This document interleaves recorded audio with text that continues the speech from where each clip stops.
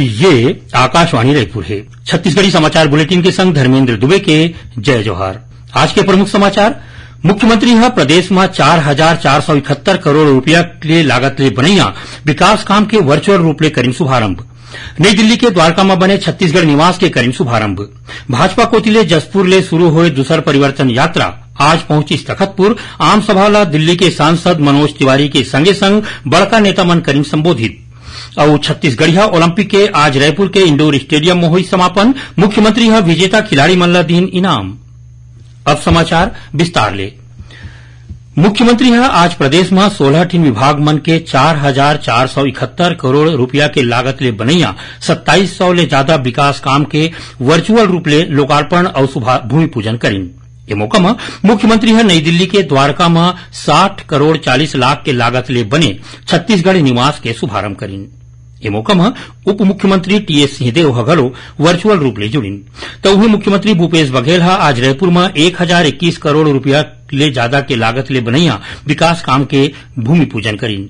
ये काम में शहर के शारदा चौक ले तात्यापारा चौक तक सड़क चौड़ीकरण, रिंग रोड क्रमांक 1 और तेलीबांधा चौक ले अग्रसेन धाम चौक लाभांडी तक 6 लेन फ्लाईओवर ब्रिज, महादेव घाट और चंदनडीह में खारूनी रिवरफ्रंट के संगे संग एक्सप्रेस वे, टेमरी ले माना वीआईपी रद्दा ऊपर एलिवेटेड कॉरिडोर और एयरपोर्ट ला जोड़ैया रद्दा ला 6 लेन बनाए के काम शामिल है।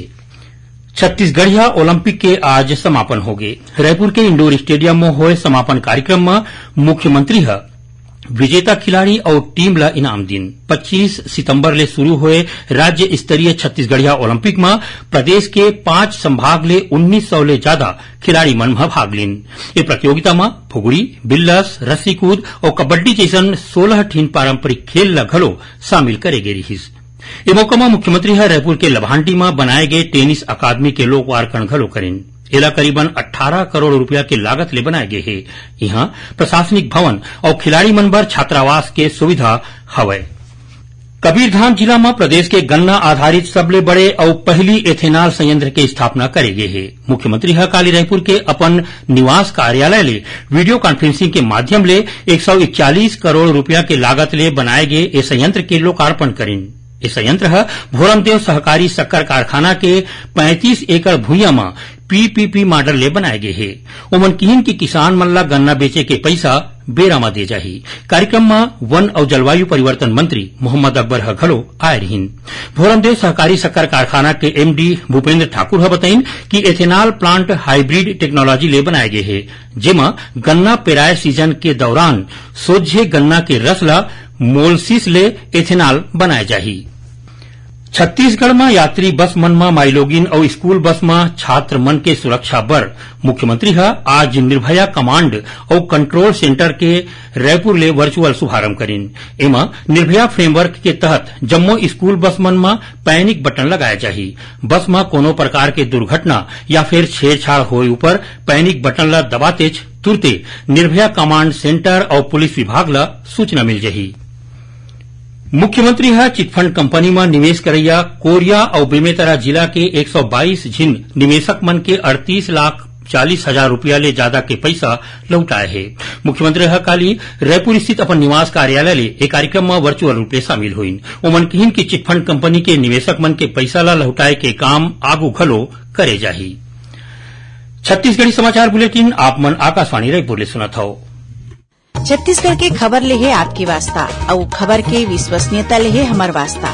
आकाशवाणी समाचार रायपुर के प्रादेशिक समाचार बुलेटिन के संगे संग हमार समसामयिक कार्यक्रम आप रेडियो के संग अपन मोबाइल में घलो सुन सकत हो। आकाशवाणी समाचार फेसबुक, ट्विटर और यूट्यूब में घलो हावय। हमार फेसबुक पेज हरे Chhattisgarh news on AIR, Twitter handle CGAIR news और हमार यूट्यूब चैनल हरे छत्तीसगढ़ AIR न्यूज।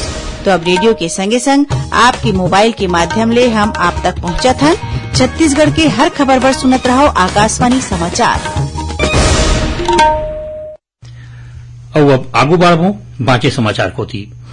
भाजपा डहार ले जसपुर ले शुरू हुए दूसर परिवर्तन यात्रा आज तखतपुर पहुंचीस।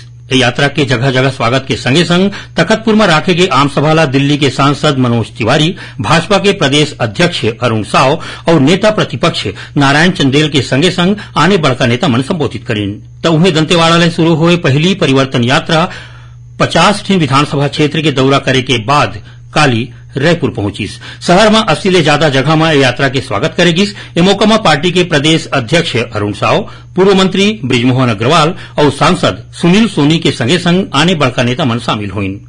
रायपुर आए के पहली परिवर्तन यात्रा धनसीवा विधानसभा क्षेत्र में घलो पहुंचिन, जिहां आम सभा में केंद्रीय वित्त राज्य मंत्री डॉक्टर भगवत किशन राव करार शामिल हुईन। उमन राज्य सरकार ऊपर शराबबंदी के संगे संग वादा खिलाफी के आरोप लगईन। उमन कहिन कि प्रदेश के 16 लाख लोगन मन ला राज्य सरकार हा प्रधानमंत्री आवास योजना के लाभ ले रोक दे हे।